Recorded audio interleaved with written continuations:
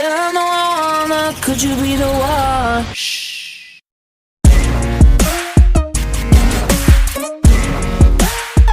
Go, go. Bismillahirrahmanirrahim. Assalamualaikum warahmatullahi wabarakatuh. Sebelumnya kami ingin mengucapkan terima kasih banyak kepada yang terhormat Bapak Habdul Haq selaku dosen pengampu mata kuliah Psikologi Pendidikan yang telah memberikan kesempatan kepada kelompok kami untuk memaparkan materi kali ini yang akan membahas mengenai belajar. Sebelum kami memaparkan materinya, izinkan saya terlebih dahulu untuk memperkenalkan kelompok kami. Yang pertama, Siti Qurodiatul Hasanah dengan absen 04 NIM 1262012010032 yang akan memaparkan materi yang pertama. Kemudian Devira Putri Agustina dengan absen 05 NIM 1262012010042 yang akan memaparkan materi yang kedua dan ketiga. Dan Maria Ulfa dengan absen 06 NIM 1262012010032 yang akan memaparkan materi yang keempat. Lanjut pada pembahasan yang pertama mengenai definisi belajar. Belajar merupakan sebuah proses perubahan di dalam kepribadian seseorang. Perubahan tersebut ditampakkan dalam bentuk peningkatan kualitas dan kuantitas tingkah laku, seperti peningkatan pada pengetahuan, sikap, kebiasaan, pemahaman, keterampilan, daya pikir, dan kemampuan-kemampuan yang lainnya. Belajar merupakan unsur yang sangat penting bagi setiap orang, karena memang prosesnya yang berlangsung seumur hidup. Istilah belajar sudah dikenal secara luas. Oleh karenanya, para ahli memberikan definisi yang berbeda-beda mengenai belajar. Seperti menurut Baharudin dan Esa, belajar adalah proses manusia untuk mencapai berbagai macam kompetisi, keterampilan, dan sikap. Kemudian menurut Umar Hamalik, belajar adalah modifikasi atau memperteguh kelakuan melalui pengalaman. Dan menurut Aunur Rahman yang menyatakan bahwa belajar adalah suatu proses yang dilakukan individu untuk memperoleh suatu perubahan yang baru secara keseluruhan sebagai hasil pengalaman individu itu sendiri di dalam interaksi dengan lingkungannya. Nah, dengan demikian dapat disimpulkan bahwa belajar merupakan sebuah proses yang memungkinkan seseorang untuk memperoleh dan membentuk kompetensi, keterampilan, dan sikap yang baru serta perubahan-perubahan pada setiap individu. Perubahan tersebut tidak hanya berkaitan dengan penambahan ilmu pengetahuan saja, akan tetapi dapat membentuk kecakapan, keterampilan, sikap, minat, dan watak seseorang. Jadi dapat dikatakan bahwa belajar itu sebagai rangkaian kegiatan jiwa raga menuju perkembangan pribadi manusia seutuhnya. Mungkin itu saja materi yang dapat saya sampaikan. Untuk materi selanjutnya akan disampaikan oleh Devira Putri Agustina, kepadanya disilahkan.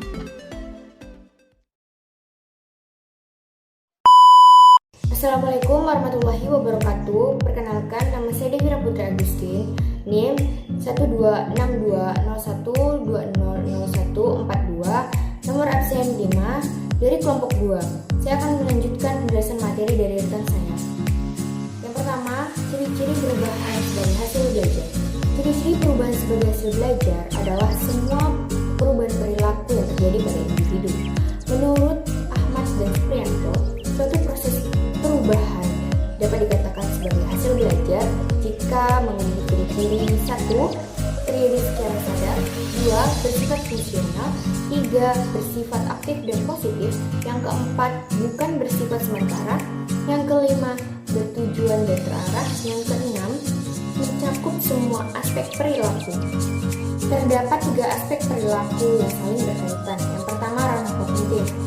Di ranah kognitif ini terdiri dari 6 jenis perilaku. Yang pertama, pengetahuan, yang kedua, pemahaman, yang ketiga, penerapan, yang keempat, analisis, yang kelima, sintesis, yang keenam, evaluasi. Pada ranah afektif terdiri dari 5 macam perilaku.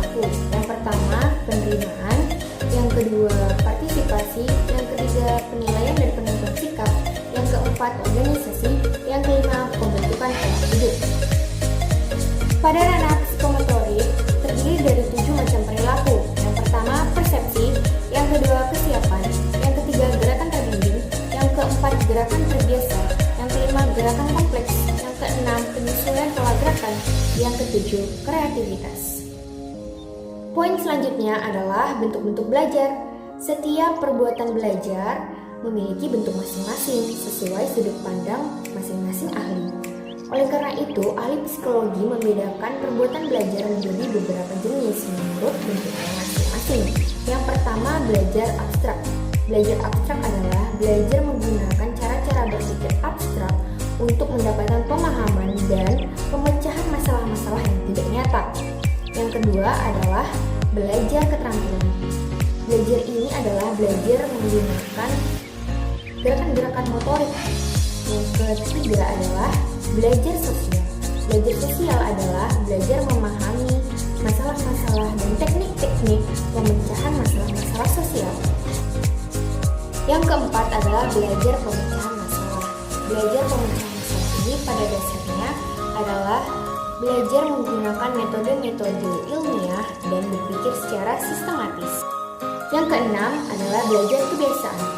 Belajar kebiasaan dapat diartikan sebagai proses pembentukan kebiasaan-kebiasaan baru atau perbaikan kebiasaan-kebiasaan yang telah ada. Yang ketujuh adalah belajar apresiasi. Belajar apresiasi ini adalah belajar mempertimbangkan atau judgment, arti penting atau menilai sesuatu objek. Yang terakhir adalah belajar pengetahuan.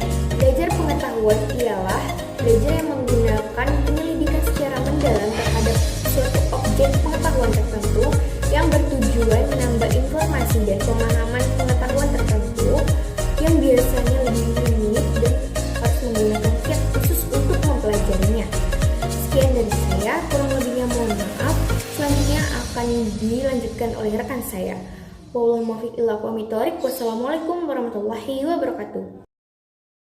Saya akan menjelaskan faktor-faktor yang mempengaruhi belajar. Faktor yang mempengaruhi prestasi belajar siswa adalah yang pertama, cara berpikir. Setiap orang yang melakukan segala hal dalam hidupnya berdasarkan semua yang ada dalam pemikirannya. Menurut Shah, tahun 2004, faktor yang mempengaruhi belajar siswa dapat dibedakan menjadi 3, yakni yang pertama adalah faktor internal, yang kedua faktor eksternal, yang ketiga faktor pendekatan belajar. Yang pertama, faktor internal.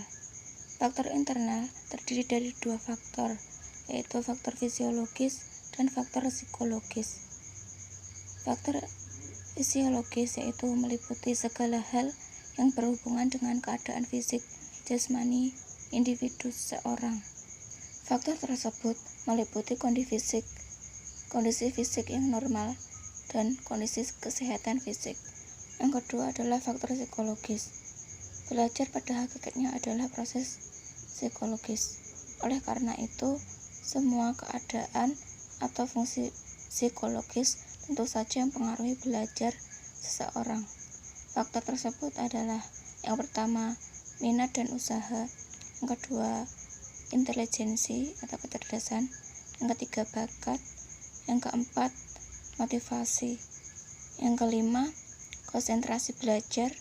Yang keenam, kematangan dan kesiapan. Yang ketujuh, kelelahan.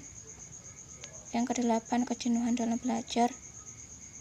Yang selanjutnya adalah faktor eksternal. Yang pertama adalah faktor lingkungan keluarga. Faktor lingkungan keluarga ini merupakan lingkungan pertama dan utama dalam menentukan perkembangan pendidikan seseorang, dan tentu saja merupakan faktor pertama dan utama dalam menentukan keberhasilan seseorang. Yang meliputi suasana rumah.